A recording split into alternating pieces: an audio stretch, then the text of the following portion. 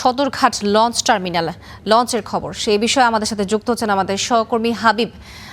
হাবিব, আপনার কাছে জানতে চাই যে সদরঘাট লঞ্চ টার্মিনালে কেমন দেখছেন চিত্র এবং যাত্রীদের কি উপচে পড়া ভিড় এখনো আছে কিনা, কি তথ্য আছে আপনার কাছে এই বিষয়ে? তো আপনাকে ধন্যবাদ। আসলে বাংলাদেশের যোগাযোগ ব্যবস্থার একটি অন্যতম মাধ্যম কিন্তু এই নদীপথ। তো আপনি জানেন যে এই সদরঘাট থেকেই বাংলাদেশের একটি অংশ অর্থাৎ ভোলা, চাঁদপুর, বরিশালগামী যে মানুষের যে ঢল, সেই ঢল এই ঈদের সময় দেখা যায় এই লঞ্চ ঘাটে, এই সদরঘাট লঞ্চ ঘাটে। তো যথারীতি আসলে পদ্মা সেতু হওয়ার পর কিন্তু এই দৃশ্যপট অনেকটা পাল্টেছে। আগে এই জায়গায় আমরা দেখেছি, আমাদের যে অভিজ্ঞতা রয়েছে, এখানে আসলে তিল ধারণের ঠাঁই থাকতো না, কিন্তু এবছরের দৃশ্যপট বা বিগত 2-3 বছর ধরে বা কয়েক বছর ধরে কিন্তু এই দৃশ্যপট আসলে আগের মতো না। তবে এবার কিন্তু মানুষের উপস্থিতি কম না একেবারে।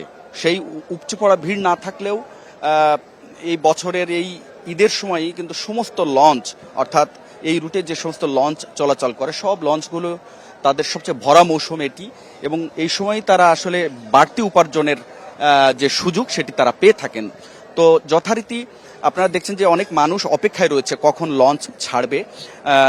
তবে লঞ্চের যে শিডিউল, সেই শিডিউল অনুযায়ী এখন আসলে আর লঞ্চ ছাড়তে পারছে না, কারণ মানুষ যে উপচে পড়া ভিড় সেটি না থাকার ফলে লঞ্চ যখন যেটি ফুলফিল হয়ে যাচ্ছে, সেট কাভার হয়ে যাচ্ছে, সেই লঞ্চগুলো তখনই ছেড়ে যাচ্ছে। সকাল থেকে এখন পর্যন্ত আমরা যে তথ্য পেয়েছি, 52টি লঞ্চ এই সদরঘাট থেকে বিভিন্ন গন্তব্যে ছেড়ে গিয়েছে।